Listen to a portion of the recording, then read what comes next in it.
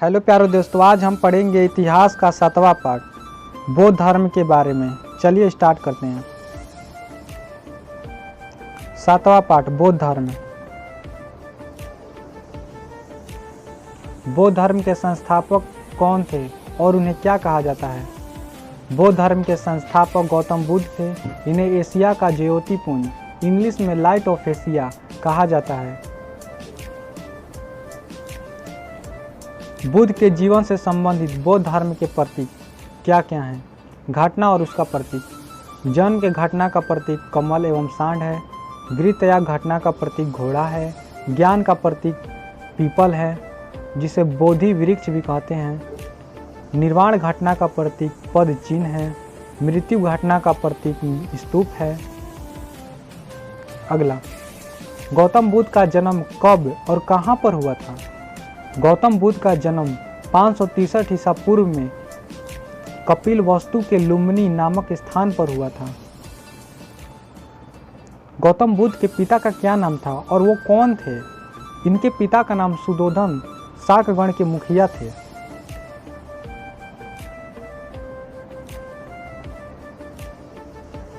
गौतम बुद्ध के माता का क्या नाम था और उनकी माता का जन्म के कितने बाद ही उनका मृत्यु हो गया था? और गौतम बुद्ध का लालन पालन किसने किया था? इनकी माता माया देवी की मृत्यु इनके जन्म के 7वें दिन ही हो गई थी। इनका लालन पालन इनकी सौतेली माँ प्रजापति गौतमी ने किया था। गौतम बुद्ध के बचपन का क्या नाम था? बचपन में किसी और नाम से जाने जाते थे। इनका बचपन का नाम सिद्धार्थ था। गौतम बुद्ध का विवाह कितनी वर्ष की अवस्था में और किसके साथ हुआ था और उनका पुत्र का क्या नाम था? गौतम बुद्ध का विवाह 16 वर्ष की अवस्था में यशोधरा नामक एक औरत के साथ हुआ था। इनका पुत्र का नाम राहुल था। राहुल बहुत इम्पोर्टेंट है, जो हर एक एग्जाम में भी आया है। सिद्धार्थ जब कपिल वस्तु के सैर पर निकले तो उन्हें कौन कौन से दृश्य दिखाई दिया था?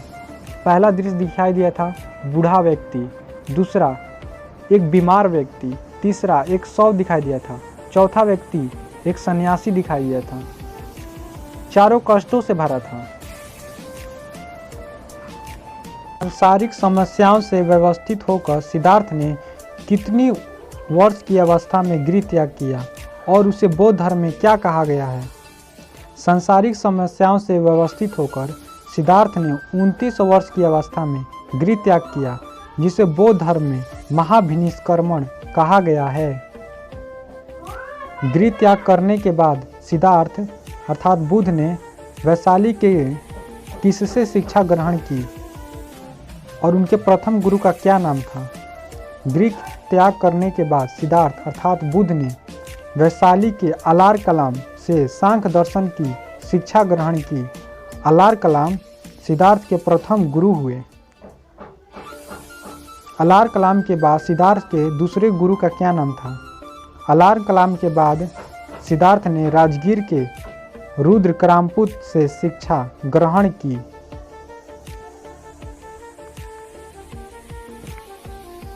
उरुवेला में सिद्धार्थ को कौन कौन से 5 साधक मिले? उरुवेला में सिद्धार्थ को 5 साधक मिले थे, जिनका नाम था कौंडिन्य, वाप्पा, भादया, महानामा एवं असागी नामक 5 साधक मिले। सिद्धार्थ को ज्ञान प्राप्त कैसे हुआ था?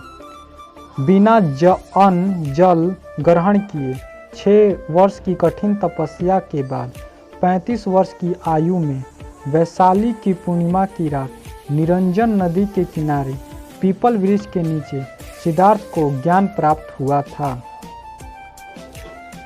ज्ञान प्राप्ति के बाद सिद्धार्थ किस नाम से जाने गए और वह स्थान क्या कहलाया? ज्ञान प्राप्ति के बाद सिद्धार्थ बुद्ध के नाम से जाने गए और वह स्थान बोध गया कहलाया। बुद्ध ने अपना प्रथम उपदेश कहाँ पर दिया और उसे बौद्ध ग्रंथों में क्या कहा गया है? बुद्ध ने अपना प्रथम उपदेश सारनाथ में दिए, जिसे बौद्ध ग्रंथों में धर्म चक्र परिवर्तन कहा गया है। सारनाथ को ऋषि पतनम भी कहते हैं। बुद्ध ने अपने उपदेश किस भाषा में दिए? बुद्ध ने अपने उपदेश जनसाधारण की भाषा पाली में दिए। बुद्ध ने अपने उपदेश किन किन राज्यों में दिए? बुद्ध ने अपना उपदेश कौशल, वैशाली, कौशाम्बी एवं अन्य राज्यों में दिए। बुद्ध ने अपने सर्वाधिक उपदेश किस देश में दिया और उसकी राजधानी क्या थी? बुद्ध ने अपने सर्वाधिक उपदेश कौशल देश की राजधानी श्रावस्ती में दिए। चलिए आगे बढ़ते हैं और पढ़ते हैं। गौतम बुद्ध के प्रमुख अनुयायी शासक कौन कौन थे? इनके प्रमुख अनुयायी शासक थे बिंबिसार, प्रसेनजित व उदयन। बुद्ध की मृत्यु कैसे हुआ और उसे बौद्ध धर्म में क्या कहा गया है? बुद्ध की मृत्यु 80 वर्ष की अवस्था में 483 ईसा पूर्व में कुशीनारा, देवरिया, उत्तर प्रदेश में चुंद द्वारा अर्पित भोजन करने के बाद हो गई, जिसे बौद्ध धर्म में महापरिनिर्वाण कहा गया है। किसने अंत्येष्टि सम्मानपूर्वक बुद्ध का अंत्येष्टि संस्कार किया? मल्लो ने अत्यंत सम्मानपूर्वक बुद्ध का अंत्येष्टि संस्कार किया। एक अनुश्रुति के अनुसार मृत्यु के बाद बुद्ध के शरीर के अवशेषों को कितने भागों में बांटकर उस पर कितने स्तूपों का निर्माण करवाया गया? एक अनुश्रुति के अनुसार मृत्यु के बाद बुद्ध के शरीर के अवशेषों को 8 भागों में बांटकर उन पर 8 अवशेषों का निर्माण करवाया गया। बुद्ध के जन्म एवं मृत्यु की तिथि को चीनी परंपरा के किस अभिलेख के आधार पर निश्चित किया गया है? बुद्ध के जन्म एवं मृत्यु की तिथि को चीनी परंपरा के कैंटोन अभिलेखों के आधार पर निश्चित किया गया है। बौद्ध धर्म के बारे में हमें विशद ज्ञान किससे प्राप्त होता है?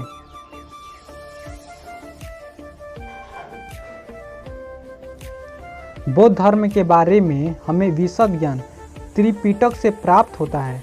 त्रिपिटक में विनय पिटक, सूत्र पिटक और अभिधम्मी पिटक शामिल है। तीनों पिटकों की भाषा पाली है। बौद्ध धर्म कैसा धर्म है? इसमें किसकी परिकल्पना भी नहीं है।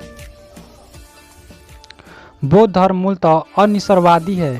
इसमें आत्मा की परिकल्पना भी नहीं है। बौद्ध धर्म में किसकी मान्यता है? बौद्ध धर्म में पुनर्जन्म की मान्यता है। गौतम बुद्ध ने किस अवस्था को ही निर्वाण कहा है? तृष्णा को क्षीण हो जाने की अवस्था को ही बुद्ध ने निर्वाण कहा है। विश्व दुखों से भरा है का सिद्धांत बुद्ध ने किससे लिया? विश्व दुखों से भरा है का सिद्धांत बुद्ध ने उपनिषद से लिया है। बुद्ध के अनुयायी कितने भागों में विभाजित थे? बुद्ध के अनुयायी 2 भागों में विभाजित थे। पहला भिक्षुक, दूसरा उपासक।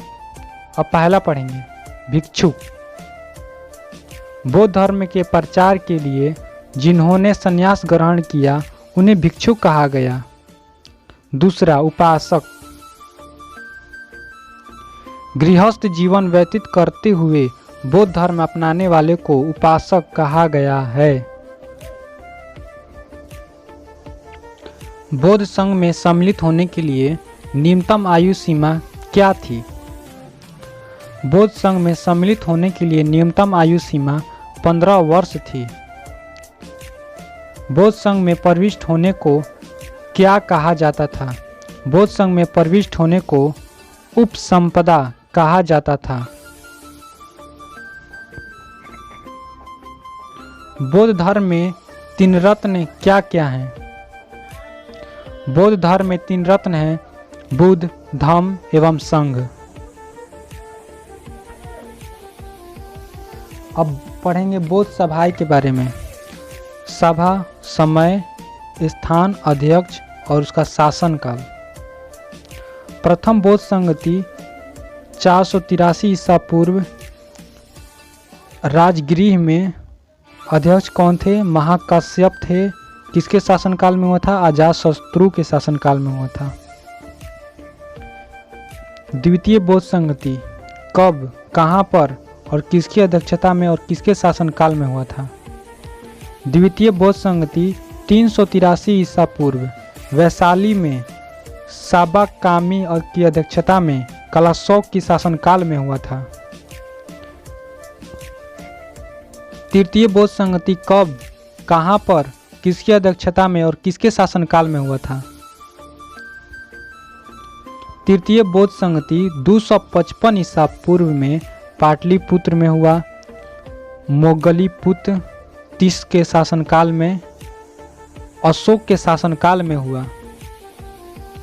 चतुर्थ बौद्ध संगति कब, कहाँ पर और किसकी अध्यक्षता में और किसके शासनकाल में हुआ? चतुर्थ बौद्ध संगति ईस्वी की प्रथम शताब्दी में कुंडलवन, वसुमित्र और अश्वघोष के अध्यक्षता में और कनिष्क के शासनकाल में हुआ था। चतुर्थ बौद्ध संगति के बाद बौद्ध धर्म कितने भागों में विभाजित हो गया?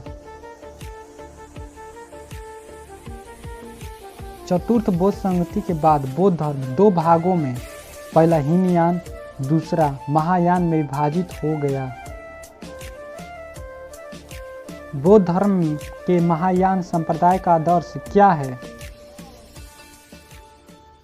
बौद्ध धर्म के महायान संप्रदाय का आदर्श बोधिसत्व है। बोधिसत्व दूसरे के कल्याण को प्राथमिकता देते हुए अपने निर्वाण में विलंब करते हैं। हीनयान का आदर्श कैसे प्राप्त होता है? अरहत क्या है? हीनयान का आदर्श अरहत पद को प्राप्त करना है।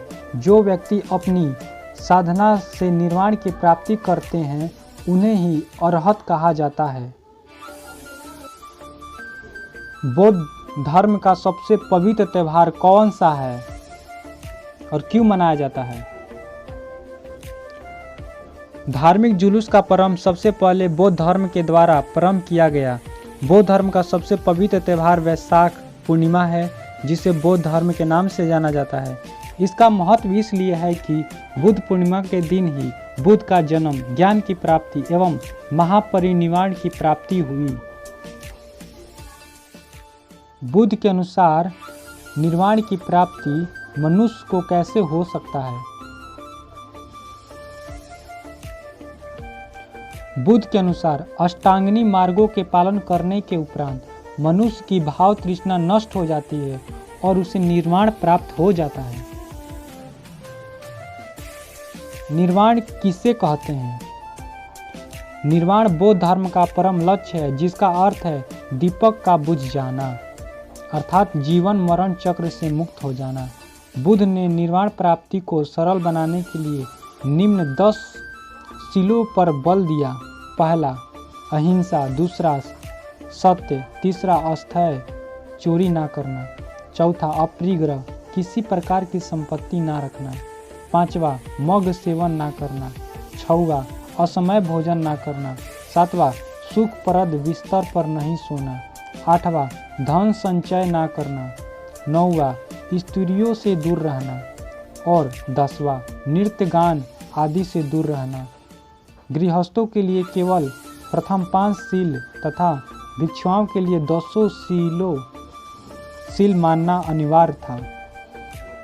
बुद्ध ने मध्यम मार्ग का उपदेश दिया। अब हम सब पढ़ेंगे भारत के महत्वपूर्ण बौद्ध मठ और इसका स्थान देखेंगे। चलिए शुरू करते हैं। पहला मठ का नाम है टाबो मठ। स्थान टाबो गांव, स्पीति घाटी, जो हिमाचल प्रदेश में है। दूसरा मठ है नाग गयाल मठ। स्थान धर्मशाला जो हिमाचल प्रदेश में है। तीसरा मठ है हेमिस मठ, स्थान लद्दाख जो जम्मू कश्मीर में है। अगला मठ है थिम्से मठ जो लद्दाख जो जम्मू कश्मीर में ही है। ससुर मठ लाहौल स्पीति जो हिमाचल प्रदेश में है। मिडरालिंग मठ जो देहरादून उत्तराखंड में है। अगला मठ है रुमटेक मठ जो गंगटोक सिक्किम में पाया है। अगला मठ है तवांग मठ जो अरुणाचल प्रदेश में स्थित है।